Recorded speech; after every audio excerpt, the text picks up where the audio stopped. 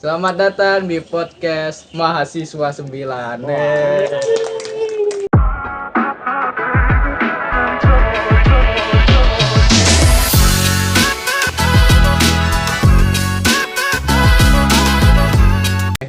Terus kita mau ngomongin apa ini hari ini? Kita mau ngomongin suatu kasus yang terjadi di Cina ini. Di Cina? Iya. Apa tuh? Apa tuh ya? Apa? Tiananmen Square. Wow. Kalau boleh tahu itu tentang apa ya? Aku nih. Siapa yang tahu? Nah, Ada nggak yang tahu? Bahasa orang kayak gini. Steven? Aku kurang tahu sih. Aku taunya kasus ini pelanggaran HAM. Pala hoak. Iya. Masa? Kenapa? Zaman dulu. Zaman dulu. Mungkin ada yang tahu tahunnya kapan? Tahun kapan itu? kalau nggak salah itu terjadi di tahun 1989. Tapi kalau secara spesifiknya aku kurang paham. Mungkin kakak yang pakai kacamata boleh dilanjutkan. Tanggal peristiwa puncaknya kapan? Seingat aku sih cuman bulannya ya. Bapak tuh. Bulan Mei. Bukan Juni. Mei dong. Mei itu kan awalnya pas kematian pejabat. Puncaknya Juni. Nah, Batasnya 1 bulan berarti ya? Ya. Nah, jadi kita mau ngomongin pas kejadiannya doang ya. ya. Jadi kejadiannya ini di mana tuh? Di Cina. Cina. Di Tiananmen Cina ya. Di Cina pastinya. Di Cina. Tiananmen Square. Jadi video kita nak Enggak apa-apa.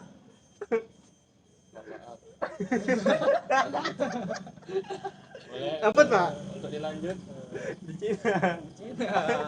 itu melibatkan pihak siapa saja? Pemerintah Dengan mahasiswa. Masyarakat juga ada yang menolong. Ada masyarakat juga ya. Oh iya. Karena tergerak oleh mahasiswa. Itu tuh demonya itu karena apa sih?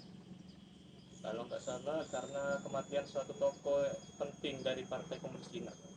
Kan sebelum itu kan juga ada nggak sih? Mereka juga demo.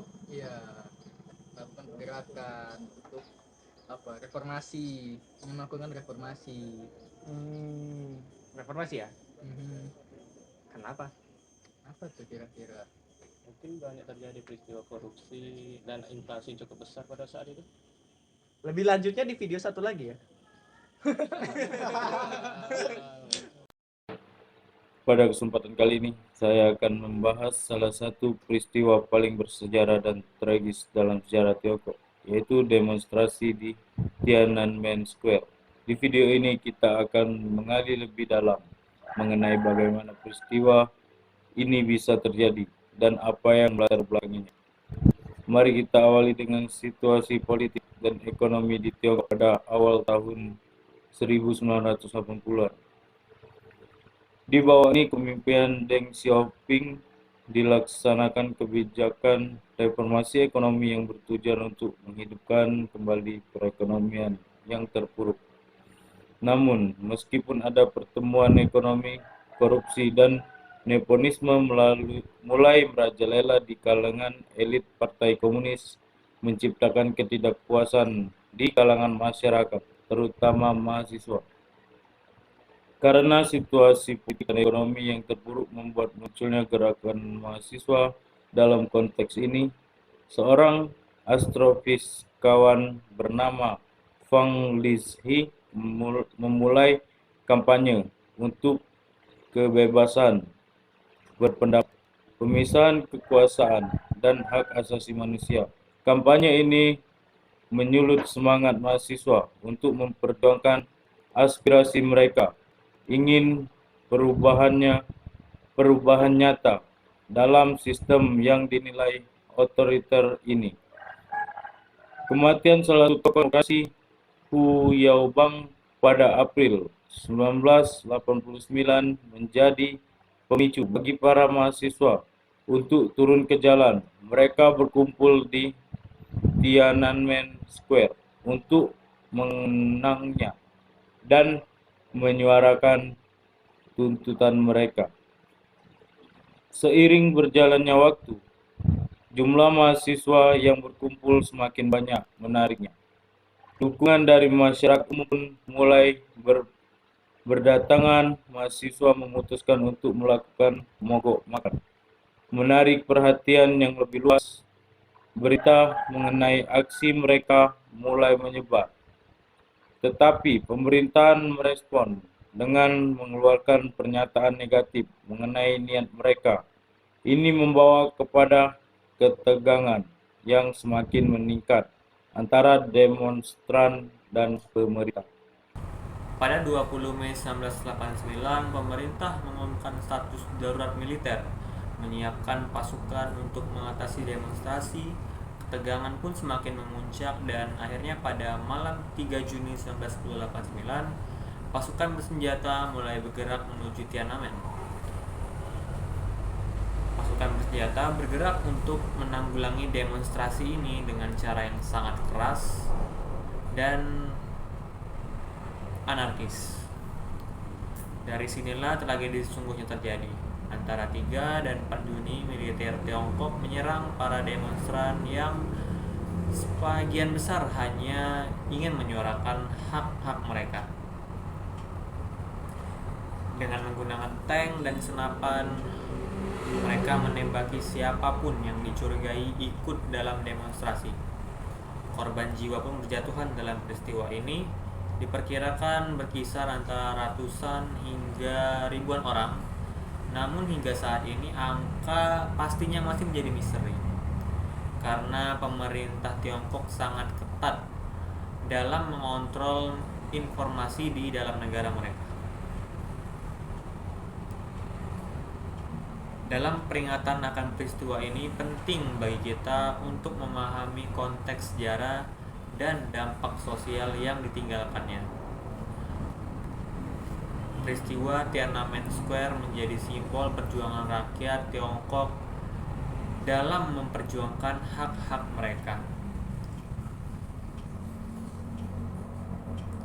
Kebebasan dan demokrasi mereka pun ikut mereka perjuangkan meskipun kini menjadi aib yang terus disembunyikan oleh pemerintah.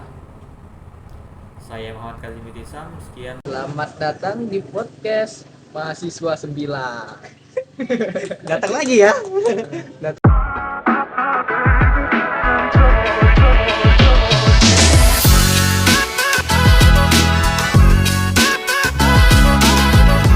Lagi, oke.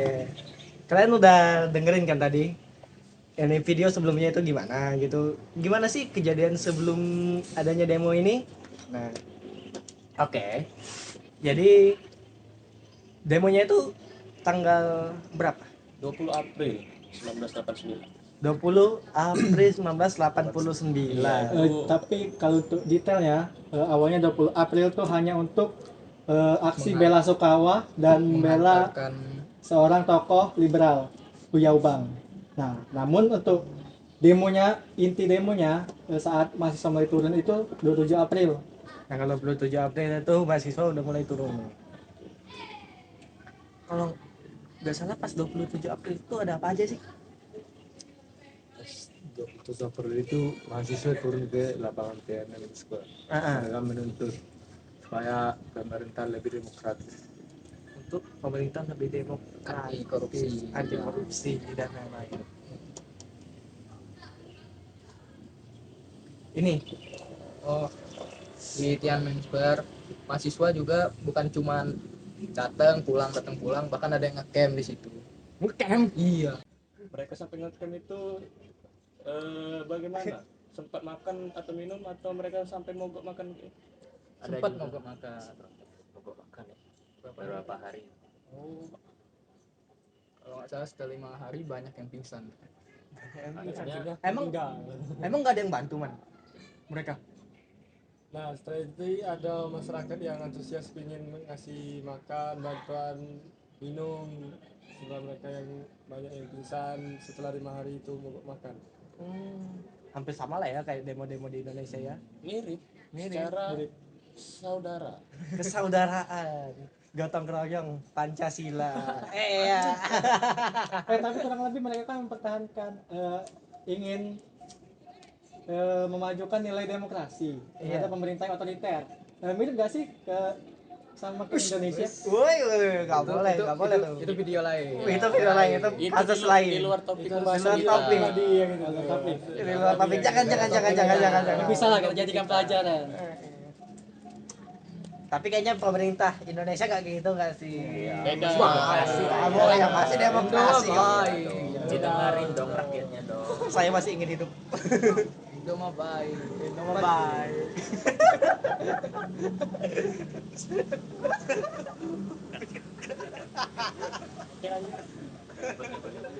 Benar ya? Ada motor lewat itu. Sebagai tambahan action. Apa ini? Kan pas sudah mogok makan tuh kan udah banyak yang pingsan. Ada banyak juga yang itu. Emang pemerintah cuma diam aja. Nggak ada salah satu yang mau berdialog sama mereka. Mau berdialog. Siapa namanya? Ada yang tahu? Aduh, Lipeng nggak sih? Lipeng. Apa bukan? Seingat aku ada L sama P-nya sih. Udah Lipeng. Memang susah, nama orang Cina susah ingetnya. Oh iya. Mohon dimaklumi ya, Tapi Pak. kayaknya Leping sih. Jadi yang benar mana? Tapi apa Lipeng? LP. Kita anggap saja LP namanya. LP. Tapi lebih tepatnya mereka bernego itu pada tanggal Berapa tuh? Berapa? 18 Mei. 18 Mei. Ya, Berarti sebulan setelah aksi demo kurang lebih ya. Iya. demo mereka lama banget ya. Ya, cukup lama baru didengarkan dan mau dinego. Jadi, hasil dari nego itu gimana? Hasilnya? Mereka mahasiswa cukup kecewa karena itu tuh cuma sepihak. Oh ya, Leping juga itu ini ya. Katanya itu sebelum ada kejadian ini tuh ada sangat pro demokratis sekali ya. Iya. Lepingnya. Kenapa tuh? Kenapa tiba-tiba disuruh berhenti? Sepertinya ada tekanan ya dari Ada. sekitar dan atasan. Ada tekanan dari atasan. Tapi ini cuma dugaan. Belum pasti. Belum pasti. Saya nggak tahu ya. Mungkin Leping LP LP. Little Princess. Mungkin LP ingin mempunyai pandangan yang lebih baik mungkin ya. Mungkin dia mengira kalau demokratis itu sebenarnya ini nih demokratis, tapi dianya itu nggak pengen demonya itu lama-lama. Mungkin. Saya takut mati. Oke, jadi setelah itu tuh katanya ada situasi ya Iya, di tanggal 20. 20 Mei. 2 hari. Pemerintah Cina ngapain 20 Mei? Situasi darurat. Darurat militer. Darurat militer. Menganggap bahwa demo ini sebagai ancaman gitu. Sebelum demo itu juga ada nggak sih yang pas mau demo itu ada juga nggak sih yang ini ngomongin kalau mahasiswa itu pengen bikin ancaman Iya, dari koran. dari koran itu ya, People's Daily. Nah, People's Daily itu lah. Itu pasti korannya sangat buzzer sekali ya. Sangat bias. Sangat bias ya. Sesuai nama ya. Itu nama ada sebenarnya itu berarti. Tidak di Suruhan. Itu buzzer zaman dulu. Itu buzzer zaman dulu. Itu buzzer masih di media cetak Sesepuh. koran, Masih di media sesepuh. cetak. Jadi Jadi, sekarang kan udah ya bisa Iya. di itu buzzer versi beta. Masih media cetak. media cetak. Iya. Itu buzzernya itu masih nyetak koran dan lain-lain. Oh iya. Setelah 20 Mei itu darurat militer. Itu berarti ada banyak dong tentara-tentara. iya. Kabarnya sampai 250.000 tentara. Itu pun dipersenjatai mereka itu. Tanknya pun ada. Pakai tank. Pakai tank. Ayo. Padahal cuma mahasiswa loh. Mahasiswa nggak apa-apa, nggak ada senjata. Seperti mau perang loh. Kayak mau perang. Perang besar. Padahal cuma mahasiswa yang mereka hadapi. Kalau di situasi zaman sekarang itu kayak mirip negara Korea nggak sih? Status darurat militer. Korea Selatan ya. Iya. Kemarin. Yang presidennya baru Presidennya, dimaksudkan. iya.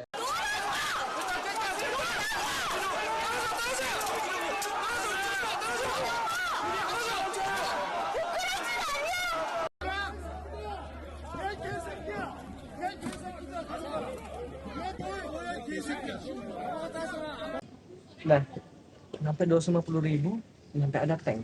Iya. Berarti Senjata lengkap. bakal ada pembantaian. Asik tuh. Asik. Mana ada Asik. Ada mandi semua. Asik banget, Mas. Caranya asik, mahasiswanya ya enggak asik. Tentaranya asik, mahasiswanya yang enggak asik. Aduh. Kasian ya mahasiswanya. Itu pembantaiannya itu tanggal berapa sih? 3 Juni. Berapa malam 3 Juni enggak 4 Juni. Hingga pagi 4 Juni. Oh, semalaman berarti. Tembak, dor. Berdarah. Semalaman. Aduh. Berarti itu malam 3 Juni sampai 4 Juni. Itu kan tadi katanya mahasiswanya ada yang pada piknik ya? Iya. Camp juga kan. Camp. Gimana sih situasi camp mereka pada saat itu? Khusus sih. Rusuh. Penuh dengan teriakan itu pasti. Ya. Yang pasti itu amburador. Amburadul. Itu dari yang kabar didengar-dengar. Tentaranya nggak kenal ampun ya? Iya, siapapun yang berada di situ bakal diduga ikut demo. Mungkin itu hobi. Jadi walaupun bukan mahasiswa tapi hanya masyarakat. Iya. Tapi Suzon. Mereka hanya mengandalkan perasaan dan insting saja berarti. Suzon. Suzon. yang penting pelurunya nembak. Yang penting peluru sama mereka yang ada di sana sudah selesai semua. Padahal belum tentu ya semuanya yang di situ itu. Bisa saja cuma numpang lewat. Bisa aja cuma numpang lama bener. Ada yang baru keluar dari kamar mandi kan? Nggak, kamar mandi mana yang di luar? Siapa tahu baru ada yang pulang belanja. Nah, itu masuk akal itu. Itu masuk akal. Itu Belanja kantong. apa ya? Itu setelahnya. Ya. Itu pas paginya itu pas ya. Pas pembantaian itu ada berapa mahasiswa? Ada berapa korban?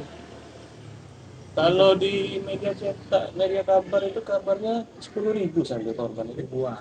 Bukan lagi ribuan, sudah 10.000. 2 digit. Sudah 2 digit itu korbannya.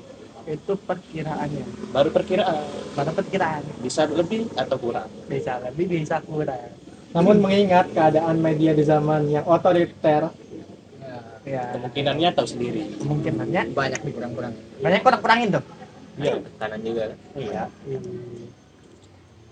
Di situ pada tahun 10.000 yang mati. Damn. Banyak juga ya pembantaiannya ini ya. Hak untuk hidupnya itu kemana? Aduh. hak untuk Padahal bersuara. cuma Hak Hak untuk bersuaranya juga kemana? Aduh. Ada juga itu kan videonya pas awal-awal kan mereka pada bersepeda untuk menyuarakan pendapat mereka. Tuh ngomongin tentang hak untuk bersuara, hak untuk kebebasan pers. Nanti deh videonya dicantumin.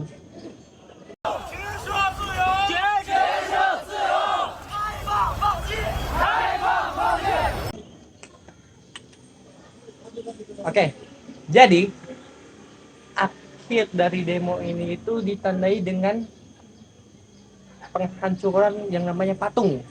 Ya, Patung Dewi. Patung Dewi. Itu tuh ada di Tiananmen Square dan itu juga jadi tempat pusat dari demo ini. Nah, namanya Patung Dewi apa ya? Patung Dewi Demokrasi. Patung Dewi Demokrasi. Apa tuh tujuan mereka ngancurin? Sebagai simbol Sebagai kegagalan mereka kan? Kekalahan. Kekalahan demokrasi di Kegagalan mahasiswa. Cina. Jadi tampaknya sekarang Cina bukan Republik Rakyat Cina lagi tampaknya. RC saja. Republik RC Cina. Republik Cina. R-nya hilang satu. Rakyatnya hilang satu. Kasihan rakyat. Sudah dibakar. Hah? Sudah ikut bakar patung. Oke Bapak. Sekian dari podcast kami. Untuk setelah bagaimana after testnya itu akan dilanjutkan dengan video setelah kami. Dan goodbye. Kami podcast mahasiswa 9 mengucapkan selamat hari raya. Selamat Hari Raya Idul Fitri. Mohon maaf lahir dan batin. Setelah kejadian Tiananmen Square pada tanggal 3 sampai 4 Juni tahun 1989, pemerintah Cina mengambil banyak tindakan untuk menekan dan mengendalikan situasi dari dampak kejadian tersebut. Beberapa tindakan yang dilakukan oleh pemerintah Cina untuk mengendalikan situasi akibat dari kejadian tersebut, yang pertama itu melakukan penindakan dan penangkapan massal. Setelah kejadian tersebut, pemerintah Cina melakukan tindakan keras dengan menangkap semua orang yang ikut terlibat dalam kegiatan demonstrasi tersebut. Ribuan orang ditangkap, termasuk pekerja, mahasiswa, dan aktivis yang dianggap sebagai penggerak demonstrasi. Banyak dari mereka dihukum berat, sedangkan sebagian lainnya dihukum mati. Tindakan lain yang dilakukan oleh pemerintah Cina yaitu sensor informasi dan penghapusan jejak peristiwa. Pemerintah Cina melakukan sensor ketat terhadap informasi mengenai kejadian tersebut. Media domestik dilarang untuk melaporkan kejadian tersebut, sementara pers asing pun dibatasi. Hingga saat ini, semua informasi yang berkaitan dengan insiden tersebut dihapus dari internet dan dianggap sebagai topik yang sensitif di Cina. Kemudian, reaksi internasional terkait insiden tersebut yaitu memicu kecaman luas dari dunia internasional, terutama dari negara-negara barat. Amerika Serikat dan beberapa negara lainnya menjatuhkan sanksi diplomatik dan ekonomi terhadap negara Cina. Namun, meskipun banyak tekanan dari nasional, pemerintah Cina tetap bertahan dengan narasi bahwasannya setiap tindakan yang dilakukan tersebut berguna untuk menjaga stabilitas nasional. Yang keempat, perubahan politik internal. Di dalam negeri, konflik ini memperkuat kekuasaan di Partai Komunis Cina. Zhao Ziang disingkirkan dari posisinya karena dianggap terlalu mendukung dialog para demonstran. Yang kelima, dampak pada kebijakan ekonomi. Pemerintah mempercepat reformasi ekonomi untuk meredam ketidakpuasan rakyat. Langkah ini termasuk membuka jalur banyak peluang bagi investasi asing. 6. Warisan dan peringatan. Hingga saat ini, insiden Tiananmen tetap menjadi sejarah luka yang tidak dibahas secara terbuka di Cina. Namun di luar negeri, peristiwa ini menjadi simbol perjuangan demokrasi dan hak asasi manusia. Kesimpulannya, setelah insiden Tiananmen Square, pemerintah dapat berhasil mempertahankan kontrol politiknya melalui penindasan keras, tetapi dengan konsekuensi berupa kecaman internasional serta terbatasnya kebebasan politik hingga saat ini.